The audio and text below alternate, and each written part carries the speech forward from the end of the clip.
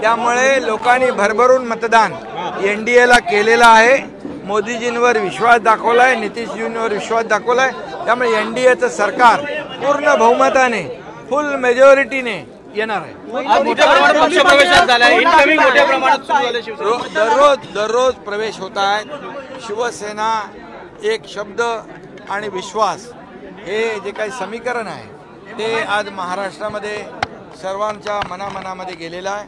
आणि जो 2.5 वर्षामध्ये या काळामध्ये आपण काम केलं, या महाराष्ट्राचा विकास, लाडक्या बहिणींच्या योजना, अनेक योजना, आणि त्यामुळे सर्व लोक, विविध पक्षातले लोक या ठिकाणी येतात। मी त्यांचं स्वागत करतो। यामुळे शिवसेना अधिक बलवान मजबूत होती आहे।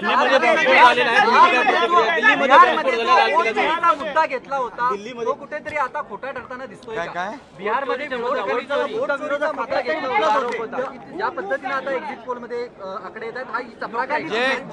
ज्यांनी मोदी साहेबांचं सरकार यायच्या अगोदर ज्यांनी नोट चोरी केली, भ्रष्टाचार केला, स्कॅम केले, घोटाळे केले, ते नोट चोरीवाले वोट चोरीचा आरोप करतात।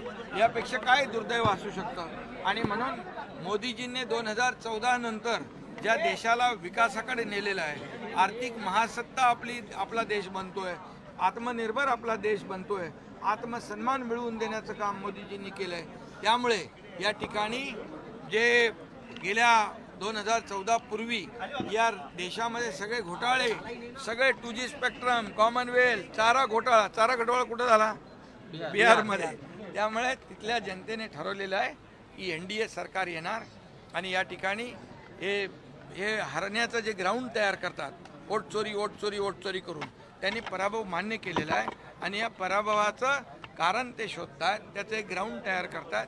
आणि म्हणून त्यांची हार जी आहे ती 100% ठरलेली आहे। जेव्हा ते जिंकतात तेव्हा सांगतात सगळं बरोबर आहे, इलेक्शन कमिशनचा निर्णय बरोबर, वोटिंग मशीन बरोबर।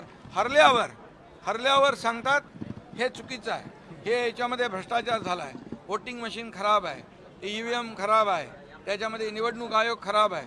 आणि म्हणून मी एवढंच सांगतो, त्यांनी वोट चोरीचा शोध कर्नाटकमध्ये घेतला पाहिजे, वोट चोरीचा शोध तेलंगणामध्ये घेतला पाहिजे, कारण तिकडे काँग्रेसचं सरकार आहे।